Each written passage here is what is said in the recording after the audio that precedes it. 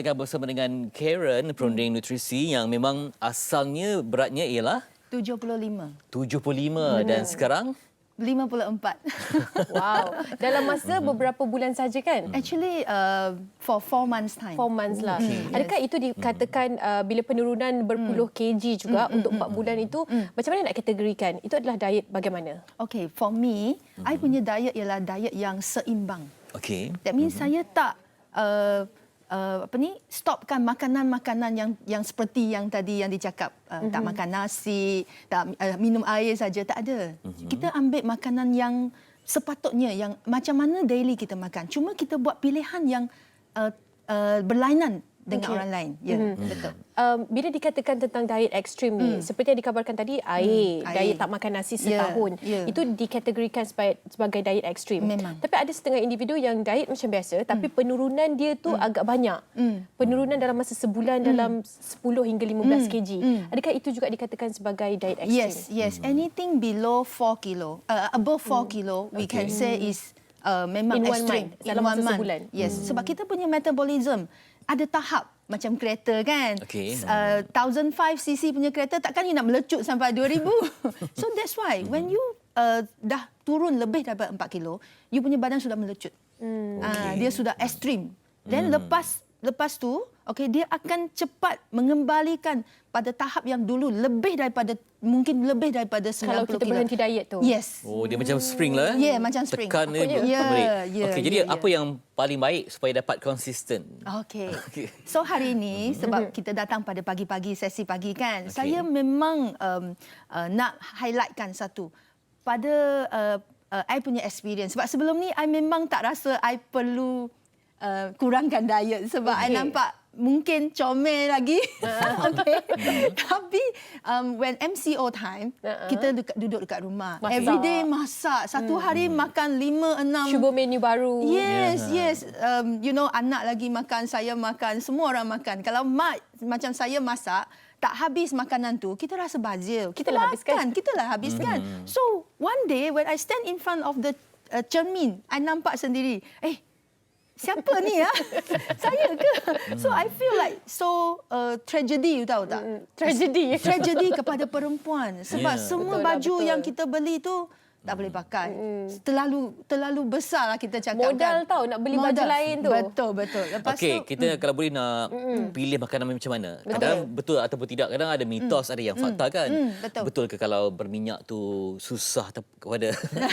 Okay. Let's share with breakfast first. Okay. Why I start with breakfast? Because breakfast ialah satu hari punya tenaga yang paling penting kepada badan kita. Kan? Tak kira you bangun pada pukul 5 ke, sembahyang ke, apa macam mana kan? You have to start with your healthy breakfast. So this is my style of breakfast every day. Every day I makan macam ni. Iaitu kekacang. Kekacang ialah untuk omega 3 dengan 6, untuk oily, good oil for our maintain our fat. Kita perlukan fat, especially women. Kalau fat yang tak cukup, hormon kita tak balance. Hormon kita tak balance, kita susah sangat nak kurus. Betul. Saya pernahlah jamu Saya kawan setuju. macam ni kan, tapi tak terusik. Tak bergerak pun. Ada setengah orang tak boleh terima. Tapi macam mana nak start? Nak start dan nak bagi diri kita ni terima. Kalau dah biasa dengan makan kari pap, Kismis, nasi lemak. kekacang kan, biji-bijian. Biji-biji. I think this one is sangat senang didapat di market. You boleh makan macam ni ataupun you boleh masuk dalam jus untuk blend. Okey. Jadi campurlah dengan buah-buah yang kita suka kan. Betul. Taklah rasa sangat susah untuk Kalau saya kongsikan G-bombs tu. Green, bean, onion, mushroom, Yes. seed. Yes. That is very good. Kita ada seorang lagi perunding nutrisi. Okay. Selain daripada tu? Okay, you nampak ke? Hari ni I bawa seeds grain punya roti.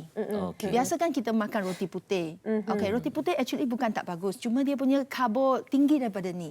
So kalau you suka makan roti, sometimes you makan roti fried, French toast kan, dia punya kalori tinggi. Kita kena kira kalori kita every day. For ladies is about 1,200 to 1,500. Untuk intake okay. untuk you punya tenaga yang mencukupi. While for men is 2,000, 1,800 to 2,000. Kalau you makan lebih daripada 2,000, that means cepatlah gemuk. Tapi kena ada roti canai, teh tarik. Itulah. Macam mana tu? Okay. Tapi yang dikatakan diet ekstrim tu maknanya kita makan kurang daripada kalori yang sepatutnya. Yes. Maknanya Kalau kurang pun tak boleh. kurang pun tak Lebih pun tak tak boleh. boleh. Ngam-ngam. Kalau you dah lebih, kebesokan paginya you pergi buat exercise. Detox Jalan macam tu. jalanlah Exercise. 30 minit, buat exercise 30 minit. okey. Okay. Lepas tu ini roti ialah untuk gantikan roti yang biasa. Okay, lepas Alternatif tu lah, ya? alternatif. And then second is protein. Okey. Okay, protein dalam I punya sharing, I suka makan telur masak macam ni instead of fried, goreng. Dia rebus kan? Ni rebus. Dia punya kalori rendah. Okay, and then protein dia tinggi. So beside this, you ada nampak tak the pea? The Japanese edamame pea. This one is also good in protein. Actually, we need protein to build our muscle. Okay, Maknanya bukan kata daripada daging sahaja kita nak dapat protein tu. Yes. Ada kena tahu banyak lagi sebenarnya. Yes. Contohnya Protein soya telur, ke? protein soya. Tempe. Okey. Tempe. Favorite tu. Tempe. Tapi kalau dah tempe ni nak digoreng, nak cecah sambal kicap pula. Tak apa. Tak apa. Tapi sebelum kita nak kongsi kat pengalaman penonton di Facebook betul. daripada Syazwin Huzaimi pernah mengamalkan GM plan diet bertahan beberapa hari je, lepas tu collapse sebab tak cukup nutrien. Jadi sekarang kena tahu badan kita macam mana.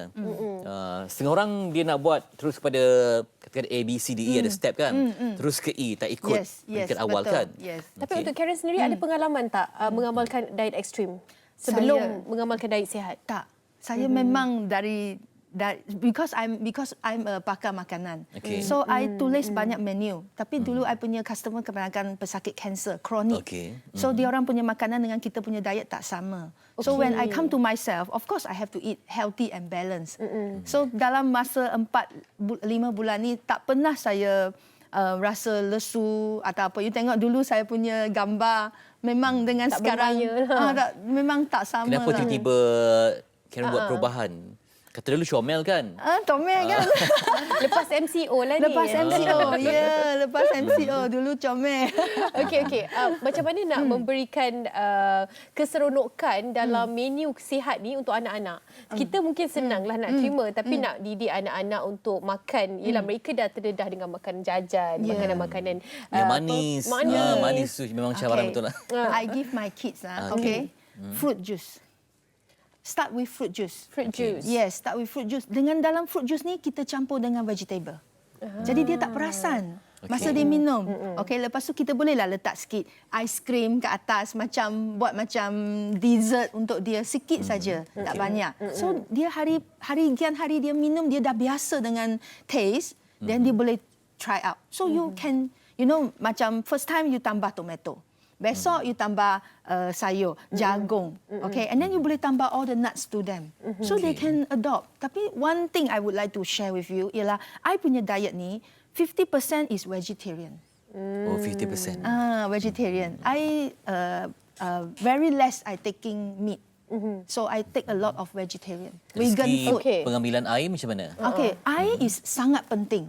Untuk kita punya diet, air is the first. I would like to share. One day 2.5 liter punya air kepada badan kita. Tapi bukan minum sekaligus. Cara-cara meminum air sangat penting.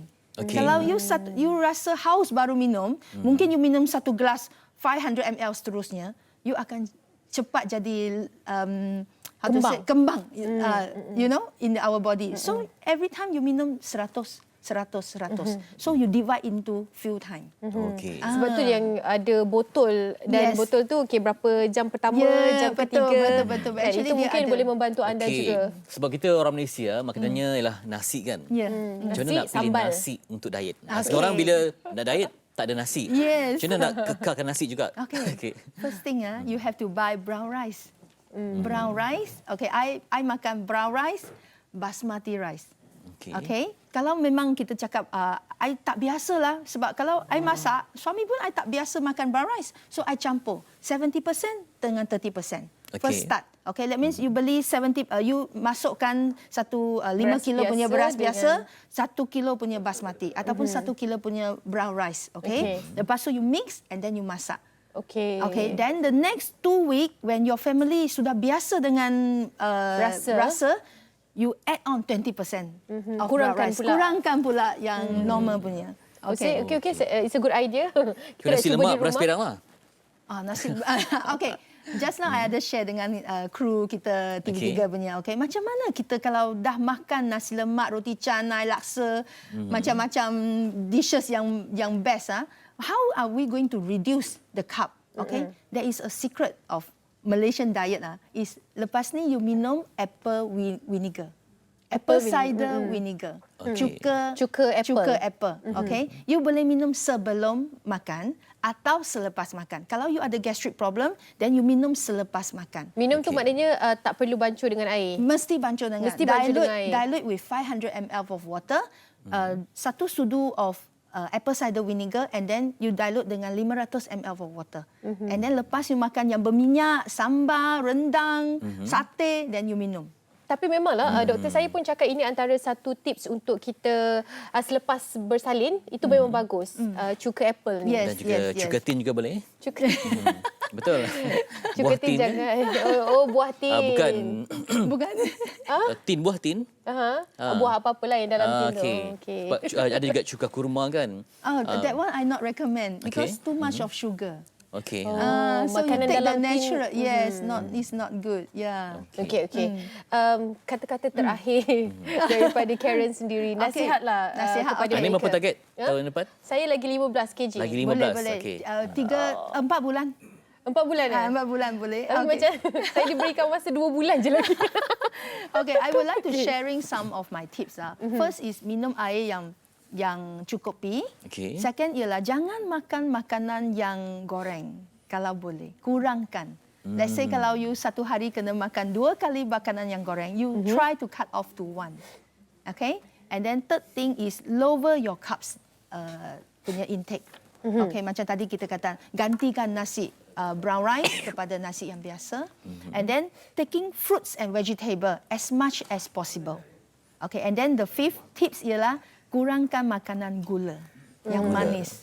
Kalau boleh cut sugar ke? Boleh cut sugar. cut sugar because all the fruits have sugar. Natural sugar. Yeah, you no need to take extra, Yeah. Okay. Itulah kita tengah selera makan kan.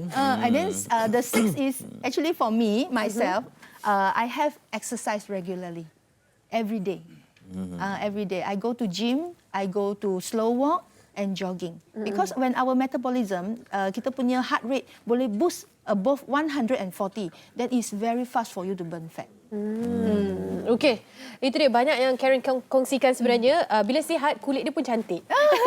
Okey, Karen Fang Lee selaku perunding nutrisi. Terima kasih banyak-banyak berkongsi dengan kami di Malaysia hari ini. Kalau anda mungkin tak sempat untuk saksikan perkongsian yang cukup bermanfaat ni, boleh saksikan siaran ulangan di FB Live MHI TV3. Itu dia. Jadi esok Ani hanya makan telur rebus ya.